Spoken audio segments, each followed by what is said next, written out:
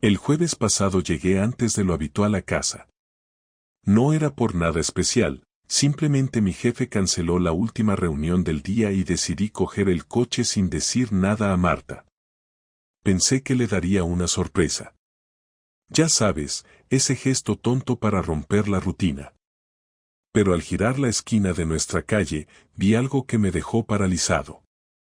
Un hombre salía por la puerta de mi casa. Y no era el cartero, ni el del gas, ni ningún vecino conocido. Llevaba una camisa blanca mal abrochada, como con prisa. Tenía el pelo todavía mojado, como si se hubiera duchado. Y mientras cerraba la puerta con cuidado, demasiado cuidado, se giró a mirar hacia la calle. No me vio, porque yo estaba parado con el motor apagado unos metros más atrás. Me agaché un poco, sin saber muy bien por qué. Fue instintivo. El tipo miró a ambos lados, sacó el móvil, escribió algo, y se fue caminando con paso rápido. No corriendo, pero sí como alguien que no quiere ser visto. Como alguien que no debería estar allí. Me quedé dentro del coche, inmóvil. No sabía qué hacer. No quería sacar conclusiones, pero tampoco podía evitarlo. Lo primero que pensé fue, ¿por qué alguien saldría de mi casa a las 6 de la tarde, sin que yo sepa nada? Y luego, la segunda pregunta, la peor, ¿quién era? Esperé unos 5 minutos antes de entrar. Quería calmarme, no actuar como un loco. Respiré hondo, me miré al espejo, puse cara de todo bien y abrí la puerta. Marta estaba en la cocina. Llevaba el pelo suelto, húmedo, y una camiseta vieja de esas que usa solo en casa. Me saludó como siempre, con un beso en la mejilla, y siguió removiendo algo en una cazuela. ¿Has salido antes hoy? Me preguntó. Sí, se canceló una reunión. He venido directo. Ah, qué bien. Me pillas empezando la cena. Yo asentí, sonreí. No dije nada más. Pero mi cabeza era un puto caos. Miré a mi alrededor, buscando sin buscar. No había ropa fuera de lugar, ni vasos extra, ni perfumes ajenos. Todo parecía normal. Demasiado normal. Pero esa normalidad me dolía. Me quemaba. Me fui al baño. Estaba húmedo. Demasiado. Como recién usado. Esa noche cenamos como siempre. Pasta con atún y tomate. Marta hablaba de su trabajo, de los chavales del instituto, de que una madre de Lampa era una pesada.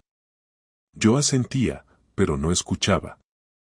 Tenía una imagen fija en la cabeza, el hombre saliendo por mi puerta, abrochándose mal la camisa. Dormimos juntos, espalda con espalda. Yo no pegué ojo. Los días siguientes fueron un ejercicio de autocontrol. No dije nada. No hice preguntas. Pero empecé a observar. Cada gesto, cada salida, cada llamada. Me volví un actor en mi propia casa, sonriendo mientras por dentro hervía. Y lo más jodido es que Marta no sospechaba nada. O peor, quizás sí lo hacía, y le daba igual. Lo que más me rompía no era la posibilidad de que me estuviera engañando. Era el hecho de que pudiera estar haciendo su vida sin ningún remordimiento, mientras yo me desmoronaba en silencio. Pero te prometo algo, no me iba a quedar de brazos cruzados. No fue fácil mantener la calma durante los días siguientes. Me costaba concentrarme en el trabajo, me costaba actuar con normalidad en casa y, sobre todo, me costaba no explotar. Pero decidí que si había algo que debía hacer, era estar completamente seguro. Yo no quería montar una escena por un malentendido o acabar como esos tipos que hacen el ridículo por dejarse llevar por los celos. Así que me impuse una rutina, observar, anotar mentalmente y seguir adelante como si nada. Marta no cambió mucho su comportamiento, seguía siendo amable, habladora, cariñosa en los momentos justos, como si todo estuviera bien. Pero yo había cambiado, y aunque intentaba ocultarlo, Ella empezó a notarlo. No fue algo inmediato, pero una noche, después de cenar, me miró raro mientras fregaba los platos y me soltó, ¿estás bien últimamente? Te noto raro. Le dije que estaba un poco cansado, que tenía algo de estrés en el curro. Me creyó. O al menos fingió que me creía. Lo que no sabía Marta es que ya había tomado una decisión. Quería saber quién era ese hombre. No podía quitármelo de la cabeza.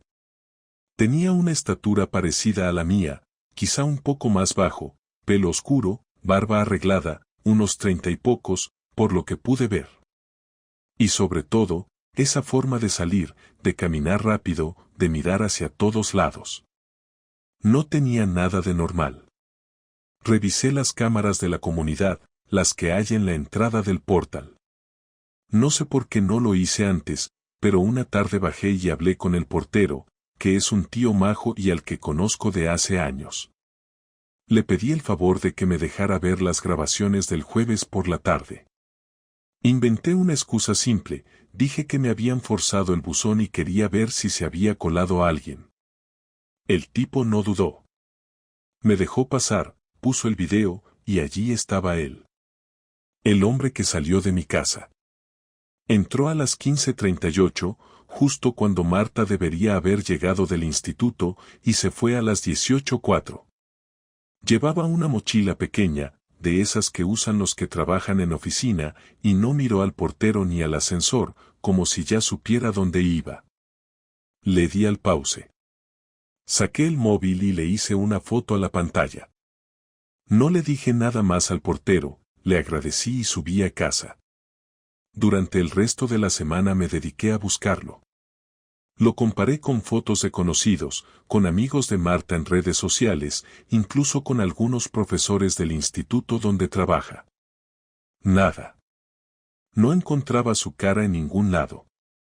Estaba empezando a desesperarme, hasta que el sábado por la mañana, mientras Marta se duchaba, vi algo que me dejó frío. Había dejado el portátil abierto en la mesa del salón.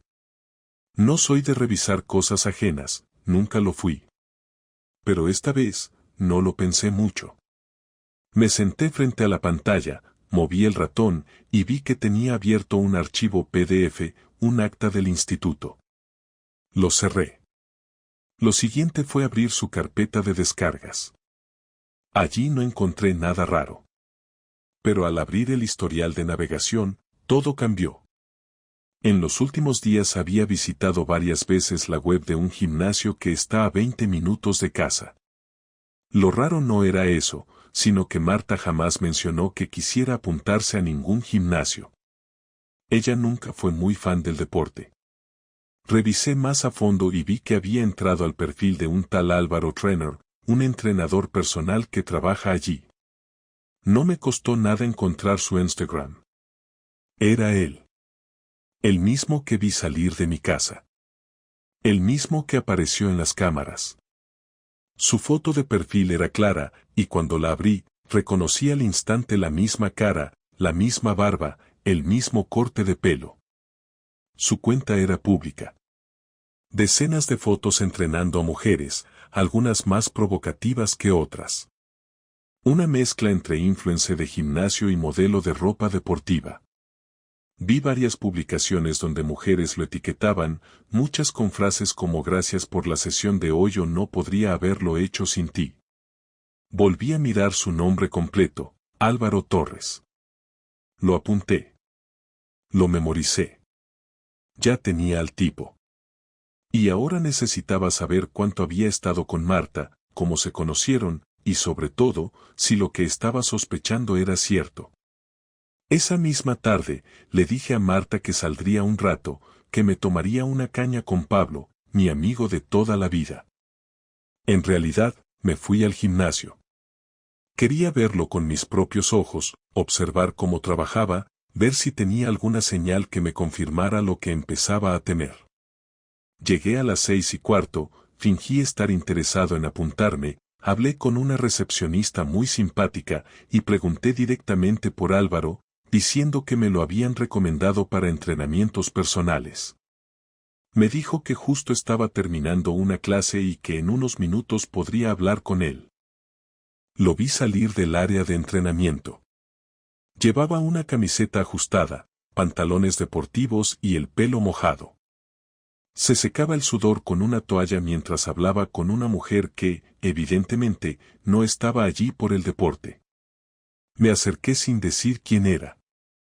Fingí interés, le pregunté por precios, por horarios. Me habló con soltura, con esa actitud de tipo seguro de sí mismo que sabe que cae bien. Yo asentía, le seguía la corriente, pero por dentro me hervía la sangre. Su voz, su sonrisa, su forma de moverse, todo encajaba con lo que vi el jueves. No tenía pruebas de nada, pero mi intuición me gritaba que estaba ante el tipo que se había metido en mi casa, que había estado con mi mujer, en mi ducha, en mi salón. No contraté nada.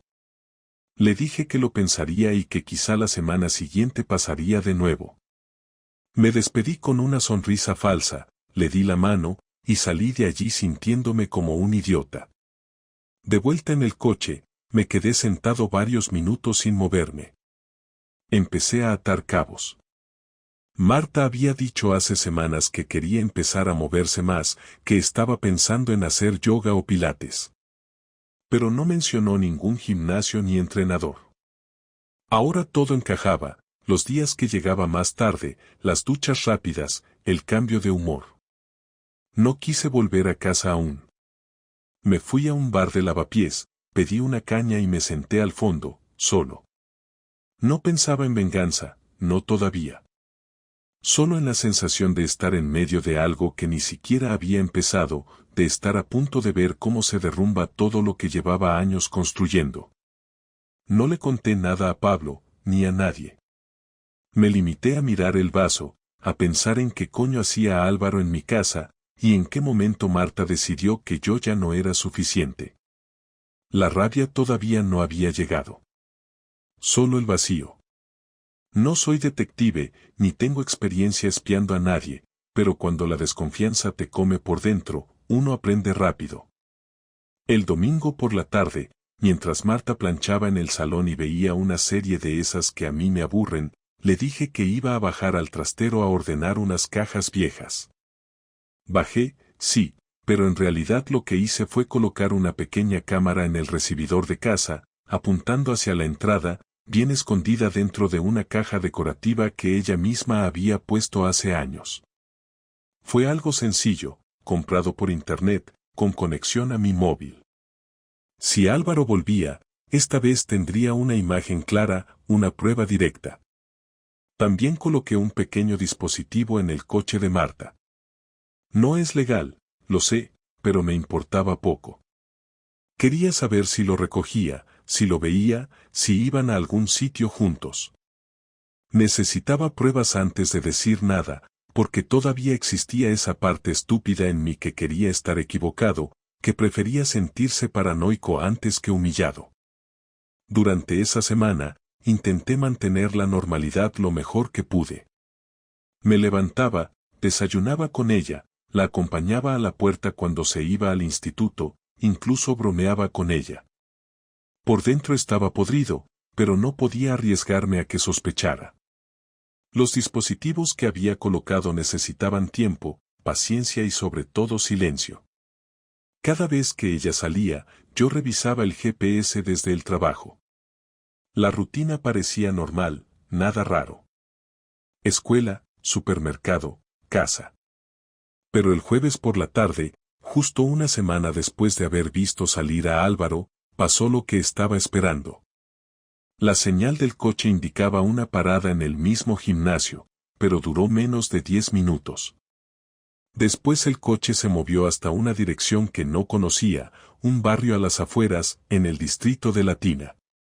Busqué la dirección en Google Maps y descubrí que era un edificio residencial, sin tiendas, sin bares, sin oficinas. Solo bloques de pisos. Marta estuvo allí casi 2 horas. Al volver, llegó a casa como si nada, saludó, me preguntó si quería tortilla para cenar, y puso la lavadora. Todo completamente normal. Esa noche no dormí.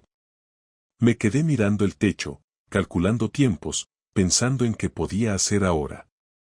Al día siguiente, volví a entrar al perfil de Álvaro en Instagram. Lo revisé con más detalle, y en una de las historias destacadas encontré algo que me hizo apretar el teléfono con fuerza. Era un video de hace 2 semanas, grabado en un salón moderno, con un sofá que reconocí al instante. Era nuestro sofá. El video era corto, apenas 5 segundos, y solo mostraba una mano sosteniendo una taza de café frente a la tele. Pero esa mano no era de él. Era de Marta. La pulsera de cuero, el esmalte en las uñas, el anillo de plata. Todo coincidía. Esa historia había pasado desapercibida porque no salía ninguna cara. Solo una escena cotidiana, pero para mí era un disparo directo. Marta había traído a ese tipo a casa más de una vez. Estaba claro. Y no solo eso, lo suficiente como para que él se sintiera cómodo grabando, como si aquello fuera habitual. Esperé al sábado. Ese día Marta tenía supuestamente una comida con unas compañeras del instituto. Ya había mencionado la reunión la semana anterior, así que no sospechó cuando le dije que yo aprovecharía para visitar a mis padres. Ella se arregló más de lo normal. Ropa bonita, pero no exagerada. Un perfume diferente al que usaba a diario. Maquillaje justo, pero más cuidado. Salió de casa a las 12, y yo la seguí desde la esquina. Fui en el coche, a distancia. No tardó mucho en llevarme al mismo edificio de Latina. Aparcó, bajó del coche, tocó el telefonillo, y subió. Me quedé en el coche, observando la entrada desde lejos. No bajó nadie. Nadie salió a recibirla. Simplemente entró como si fuera habitual. Esperé en el coche casi 2 horas. A la 1:45, bajó. No iba con prisa. Salió sonriendo, mirando el móvil. Subió al coche y se fue, supuestamente a encontrarse con sus amigas. Yo ya no la seguí. Ya no necesitaba más. Regresé a casa, abrí el portátil y descargué el video de la cámara del recibidor. Lo revisé desde el jueves anterior hasta ese mismo día. Lo vi todo. Álvaro entrando a las 3:30. Saliendo a las 5:45. 3 veces en 7 días. Siempre a media tarde. Siempre con la misma actitud, como si nada. Como si esa casa fuera también suya. Esa noche Marta llegó tarde. Pasaban las 10. Dijo que la comida se había alargado, que luego tomaron algo, y que había sido divertido. Me besó en la mejilla y fue directa al baño. Mientras ella se duchaba, yo me senté en la cocina con una libreta y empecé a escribir. No era una carta, ni un diario. Eran hechos. Horas, fechas, nombres. Todo. Necesitaba tenerlo claro, en orden. Cuando salió, me preguntó si estaba bien. Le dije que sí. Ella se acostó, yo me quedé en el salón. A la mañana siguiente, domingo, se levantó antes que yo. Preparó café, tostadas, y puso música suave. Se acercó a mí, sentada en el sofá, y dijo, ¿te pasa algo conmigo? Me tomó por sorpresa. No esperaba que lo dijera así. Me quedé callado unos segundos y le pregunté por qué lo decía. No sé, estás distante. Te noto raro desde hace días, ¿he hecho algo que te haya molestado? Su tono era casi sincero. Casi. Pero ya no me creía nada. Le respondí que tenía mucho en la cabeza, que el trabajo estaba jodido, que no tenía energía para nada. Me abrazó, y sentí un asco tan profundo que tuve que disimular con una sonrisa. Mientras me abrazaba, yo solo pensaba en las imágenes de ella abriéndole la puerta a otro, en su risa mientras salía del edificio aquel sábado, en el video de su mano sosteniendo una taza en nuestro salón. No dije nada aún. No era el momento. Pero ya no era cuestión de sospechas. Era una certeza. Mi mujer se estaba tirando a otro en mi casa, en mi sofá, en mi ducha. Y yo dormía a su lado como un imbécil, aguantando una obra de teatro que ella montó con total naturalidad. Lo que más me dolía no era la infidelidad. Era su calma. Su capacidad de mentir sin dudar, de besarme sabiendo lo que había hecho, de contarme que había comido con amigas mientras se vestía para ver al otro. Yo podía soportar muchas cosas, pero no eso. No su indiferencia. No su desprecio disfrazado de cariño. Me di 2 días más. Solo 2. Tenía que preparar todo. Lo que venía no iba a ser una conversación tranquila. Y desde luego, no iba a dejarlo pasar. La noche en que decidí enfrentarla no tuve miedo, pero sí una sensación rara en el estómago, una mezcla entre rabia y alivio.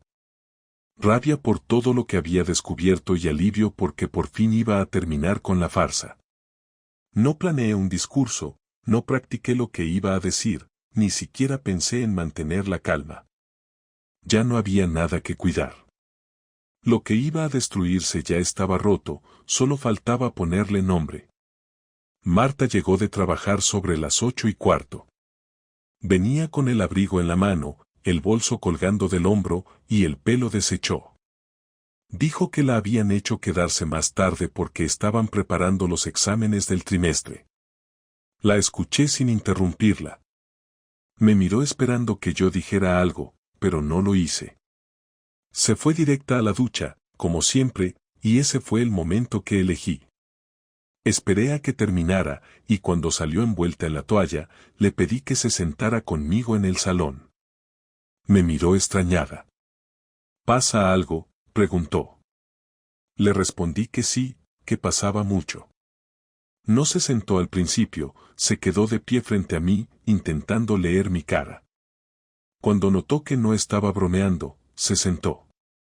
Saqué el móvil del bolsillo y abrí el video de la cámara del recibidor. No le dije nada, solo le mostré la pantalla.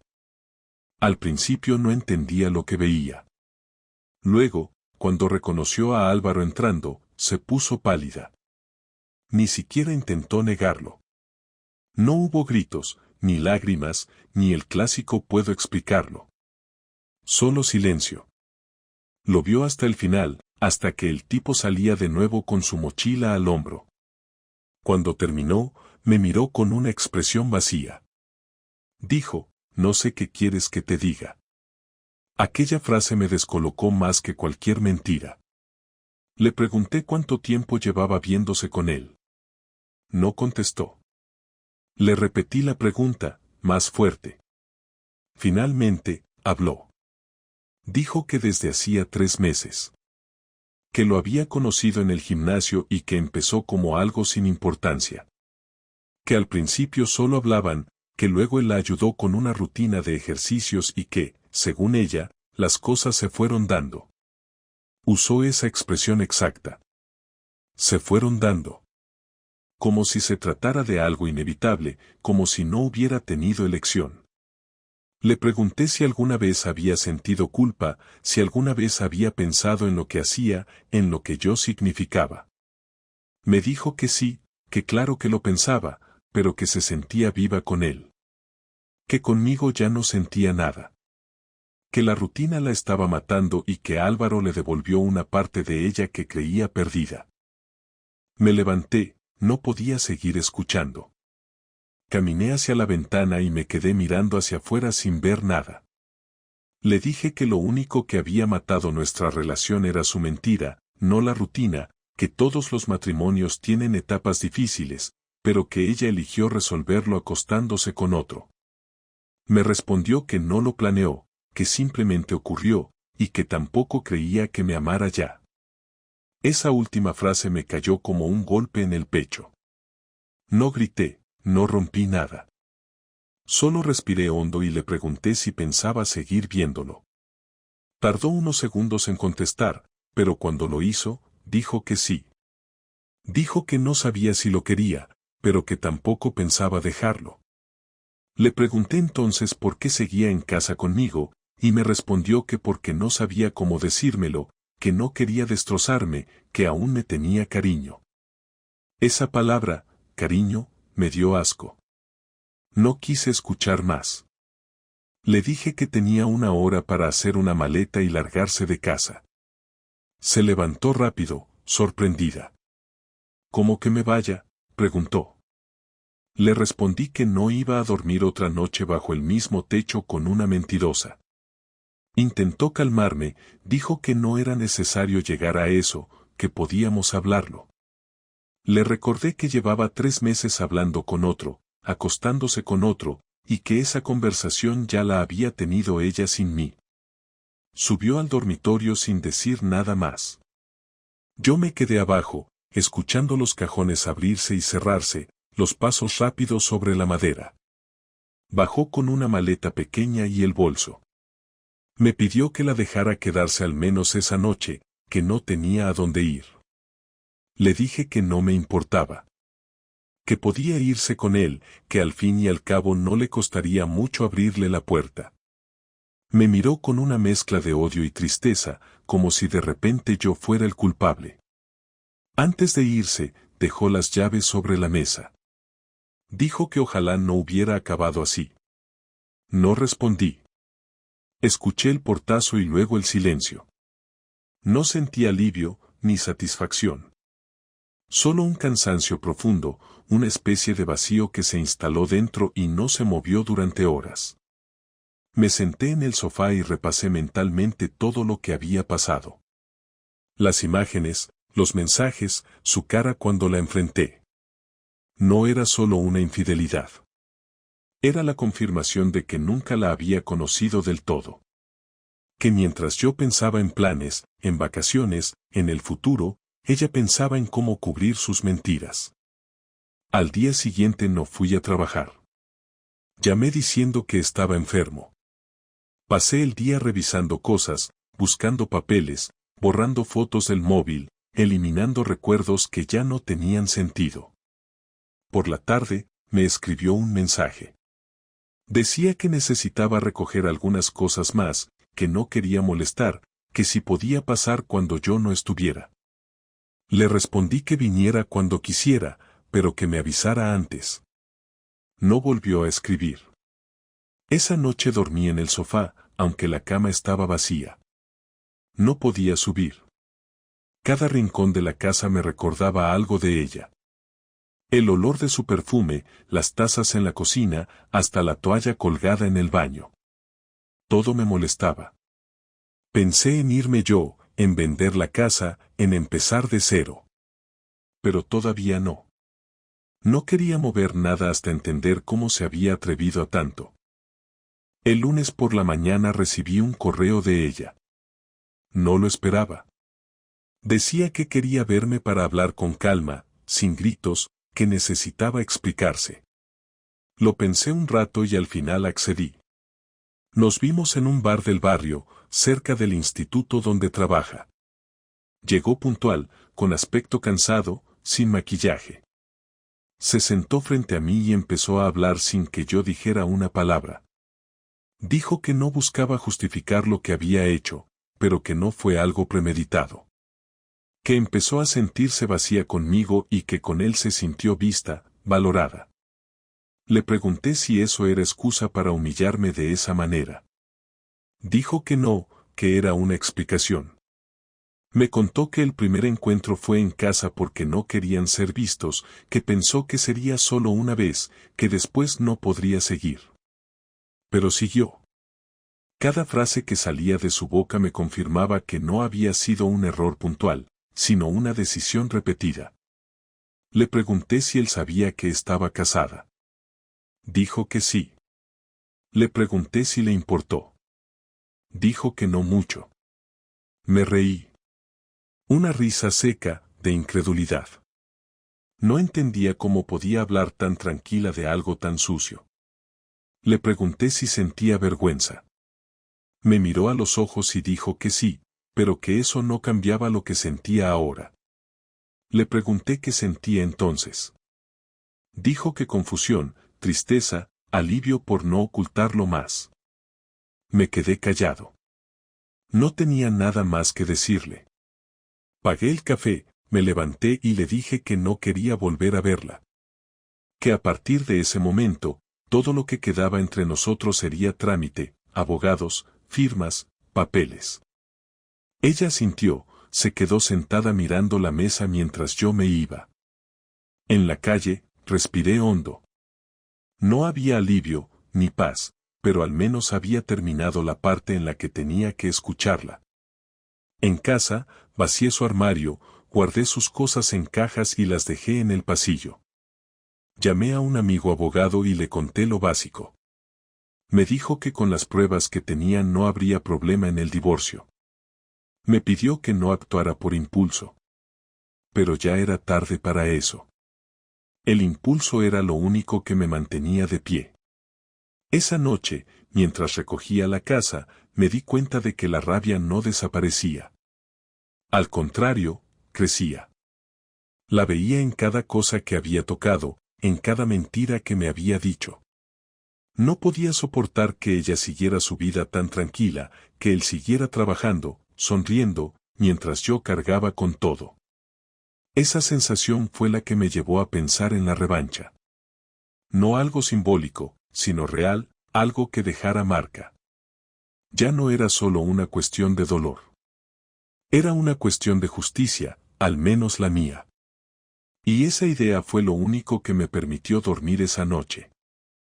Lo preparé como quien prepara una mudanza, con la frialdad de quien ha convertido el dolor en trabajo organizado, y no hubo ni un segundo de romanticismo en todo el proceso. Había solo la claridad de un objetivo que estaba decidido a cumplir. Que nadie que conociera a Marta pudiera sostener otra conversación con ella en la que apareciera como la víctima inocente de algo que yo había aguantado en silencio demasiado tiempo. Compré cajas grandes, carpetas con anillas, fundas de plástico para documentos y una impresora nueva porque la vieja no aceptaba tanta tinta, y durante 2 días seguidos me encerré en la habitación que había sido nuestra oficina para clasificar, imprimir y encuadernar todo lo que había recopilado, las capturas de las cámaras de la comunidad, los vídeos descargados del gimnasio, las capturas de las historias de Instagram donde aparecía la mano con la taza de nuestro salón, los horarios del coche con las paradas en el edificio de la tina y también,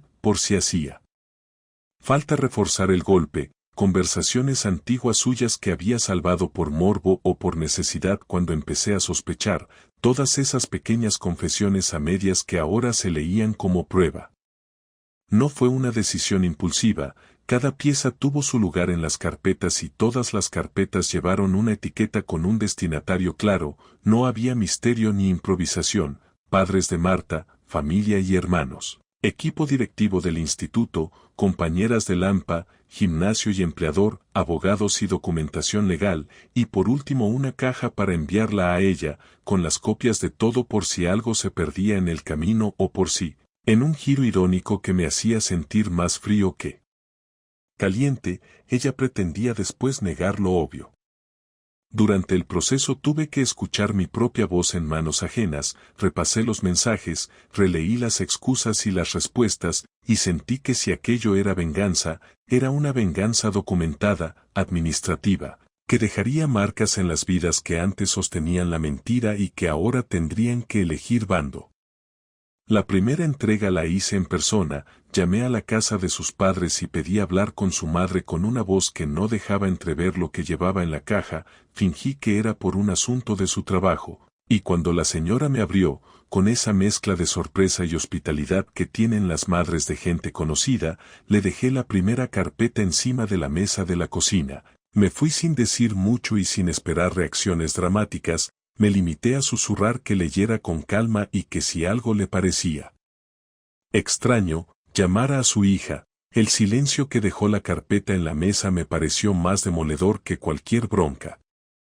Luego llamé al instituto, pedí hablar con la directora y, sin gritar ni amenazar, concerté una cita, le expliqué de forma sobria que tenía pruebas de una relación entre su esposa y una tercera persona, que incluía la entrada de ese hombre en nuestro domicilio y que consideraba que la profesionalidad de quien trabajaba con menores debía ser evaluada. Le entregué una carpeta con los vídeos y las fechas y la vi voltearla lentamente como si no supiera qué hacer con aquello que yo le ponía delante. Su rostro no mostró juicio inmediato, mostró preocupación, y esa calma me dio la certeza de que la cadena se estaba moviendo. Mandé otra carpeta al gimnasio, no con amenazas sino con hechos, nombres, fotos, horarios, y una nota formal pidiendo que revisaran las relaciones de su personal con clientes externas porque en su publicidad se hablaba de confianza y profesionalidad y yo, que había confiado en una estructura social mínima, ya no podía aceptar que la misma institución amparara actos que me habían robado la casa. Esa carpeta la dejé en recepción y me fui sin esperar grandes gestos, porque no buscaba espectáculo. Buscaba consecuencias concretas, despidos posibles, actas internas, registros que dificultaran a ese tipo su continuidad laboral. No me detuve en contactos fríos, repartí copias a las compañeras de Lampa, a 2 amigas suyas, con las que mantenía una relación más íntima y que podrían cuestionarla, y a una lista de 20 personas importantes en su círculo, familiares, antiguas compañeras que se habían mostrado protectoras en otras ocasiones. Y en todas las entregas la reacción fue distinta pero el resultado fue el mismo, la información era ahora pública dentro de su red cercana y nadie podía decir que no había recibido aviso. No me entretuve en humillarla públicamente por redes porque no quería que la venganza se pareciera a la mofa, y además me interesaba que las instituciones tomaran cartas en el asunto por responsabilidad, no por presión viral. Por eso mis acciones fueron medidas, con el frío cálculo de quien quiere cortar una rama enferma sin incendiar el bosque. Hubo quien me llamó para protestar, quien me replicó que aquello era extremo, que debíamos hablar antes de tomar decisiones tan drásticas, y respondí con la calma que me resultaba más difícil mantener. Les dije que ya había hablado, que la verdad estaba frente a ellos en hojas y en vídeos, y que mi obligación era no permitir que la mentira siguiera su camino intacta. La semana en que entregué las carpetas todo cambió alrededor de ella, no por mi placer sino por la fuerza de la evidencia. Su madre vino a casa en persona una mañana con ojos rojos y palabras medidas. Nos sentamos a hablar en la cocina como cuando éramos adolescentes discutiendo una mala nota, pero esta vez las palabras fueron más cortantes y yo dije lo que había de decir con la claridad que me había costado conseguir durante meses, y su madre me miró con una mezcla de incredulidad y agradecimiento complicado, porque me dijo algo que no esperaba, que no imaginaba que Marta fuera capaz de esa capacidad de ocultamiento, que lo lamentaba, que no lo sabía, y que consideraba que mi acción, aunque dura, había sido necesaria. Fue la primera vez que sentí que la venganza daba algo más que un golpe, dio información a quien no la tenía. Al instituto le llevó más tiempo actuar, y tuve que presentar las carpetas con los vídeos porque la dirección me citó formalmente para escuchar mi versión, y allí, frente al equipo directivo, puse las pruebas sobre la mesa y expliqué con voz firme cómo aquello superaba con creces una indiscreción privada, porque estaba en juego la confianza que depositan los padres en un centro educativo y la imagen que se transmite a los alumnos. La directora me escuchó, dijo que abriría un expediente, y fue una frase burocrática pero efectiva que sabía podría desencadenar medidas administrativas. Y en la dirección del gimnasio, de forma no dramática pero sí rápida, tomaron medidas internas, apartaron al entrenador mientras investigaban, y recibí un correo donde me anunciaban que habían iniciado una revisión de su conducta profesional. No era venganza por venganza. Era provocar consecuencias que complicaran la vida de quien se había instalado en mi casa como en su propia sala de estar.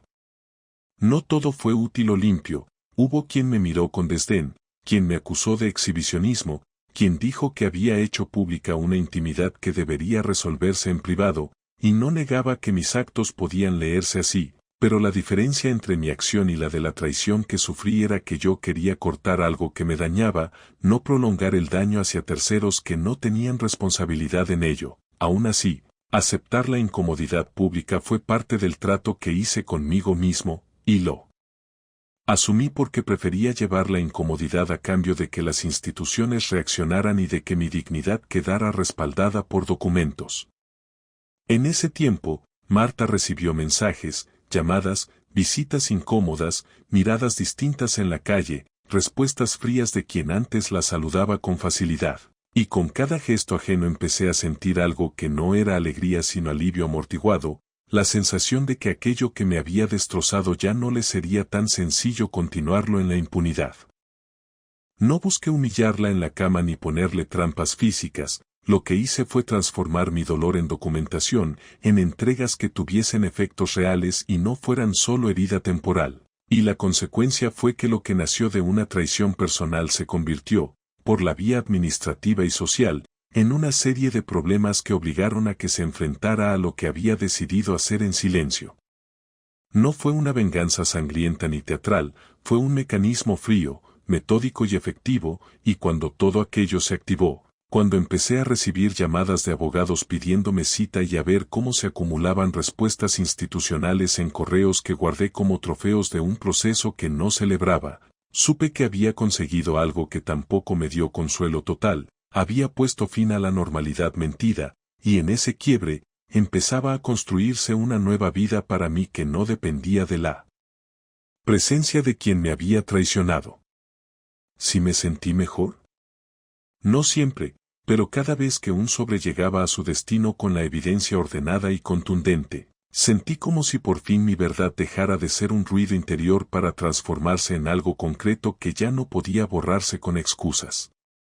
Después de repartir las pruebas, de asistir a reuniones formales y dejar las carpetas sobre mesas que no eran mías, lo que vino no fue un descanso ni una liberación inmediata, fue una calma rara, artificial, como cuando en mitad de una discusión ya nadie tiene nada más que decir pero sabes que no todo está resuelto. Los días siguientes no hubo contacto directo entre nosotros, solo mensajes técnicos para coordinar la recogida de sus cosas, horarios para evitar cruzarnos en la casa, que aún seguía siendo legalmente de los dos. Yo dormía en el sofá y no por sacrificio, sino porque subir a la habitación me parecía estúpido, no iba a fingir que la cama era neutral después de lo que había pasado allí. Una noche, cuando pensé que ya no quedaba nada por aclarar, Marta me escribió para pedirme hablar una última vez. No insistió, no pidió perdón, solo dijo que quería cerrar esto cara a cara, sin gritos ni papeles de por medio. Acepté, no por ella, sino porque yo también necesitaba cerrar algo. Nos vimos en la casa, un viernes por la noche, sin luces encendidas más que la del salón. Ella llegó puntual, vestida sin pretensiones, el pelo recogido, la cara sin maquillaje. No traía bolso, ni mochila, ni intención de quedarse. Se sentó en el sillón y yo me senté frente a ella, sin moverme. No dijo nada al principio, y yo tampoco. La incomodidad fue creciendo, pero ninguno parecía querer romperla. Finalmente fue ella la que habló. Me preguntó si la odiaba. No respondí de inmediato. Me tomé mi tiempo porque la respuesta no era tan sencilla. Le dije que no, que odiarla implicaría que todavía me importaba en ese sentido, y que ya no era el caso. Le dije que lo que sentía por ella era decepción, que me parecía triste que después de tantos años hubiera elegido hacer lo que hizo sin la más mínima valentía. Me respondió que entendía que lo viera así, pero que la historia no era tan simple como yo la quería pintar. Le dije que no necesitaba que fuera simple, necesitaba que fuera cierta, y que hasta ese momento todo lo que ella había hecho fue esconderse detrás de excusas baratas, como si eso le quitara responsabilidad. Me preguntó si al menos podía explicarse, si podía decir su parte. Le dije que adelante, que tenía 10 minutos, no por crueldad, sino porque ya no me interesaba extender algo que estaba acabado. Dijo que no empezó nada con intención de dañar, que al principio fue una forma de escaparse de una vida que sentía estancada, que no buscaba un amante sino una distracción, y que Álvaro apareció justo en el momento en que todo le parecía predecible. Habló de su rutina, de cómo yo ya no le preguntaba por su día, de cómo las cenas eran silenciosas, de cómo se sentía invisible. Le respondí que la invisibilidad no justifica la traición, que si se sentía así tenía 1000 formas de enfrentar el problema sin tener que joderlo todo. Me dijo que lo sabía, pero que en ese momento no lo pensó así. Dijo que cada vez que entraba ese tipo en casa, ella se sentía otra persona y que no supo cómo parar. Le pregunté si lo haría diferente si pudiera volver atrás. Me miró un segundo largo y dijo que probablemente no. Esa respuesta me dejó quieto, no porque me sorprendiera, sino porque me confirmó que su arrepentimiento no era sincero. Le pregunté si seguía viéndose con él. Dijo que sí, pero que no sabía si tenía futuro. Le dije que me daba igual. No lo dije por orgullo, lo dije porque era cierto. No me importaba si ese tipo le duraba 2 semanas o 20 años. Lo que me importaba ya había sido destruido. Después de esa conversación, me pidió firmar los papeles cuanto antes. Dijo que quería irse a vivir fuera de Madrid, empezar de cero en otra ciudad. Le dije que me parecía bien, que ojalá lo hiciera y que ojalá no le hiciera a otro lo que me hizo a mí. Le pregunté si había leído algo de lo que mandé a sus padres o al instituto. Dijo que sí, que su madre no la hablaba desde entonces y que en el instituto la habían apartado de las reuniones importantes. No me alegró saberlo, pero tampoco lo lamenté. Le recordé que todo eso lo provocó ella, que nadie la obligó a hacer nada, que yo solo me aseguré de que su doble vida no quedara impune. Me preguntó si pensaba contarle esto a nuestros amigos comunes. Le dije que ya lo había hecho, que quien quisiera seguir creyendo en su versión lo haría igual. Ella bajó la cabeza y dijo que esperaba que algún día pudiera perdonarla. No le respondí. Ya no tenía sentido hablar de perdón cuando lo que había entre nosotros era solo restos. Firmamos los papeles una semana después.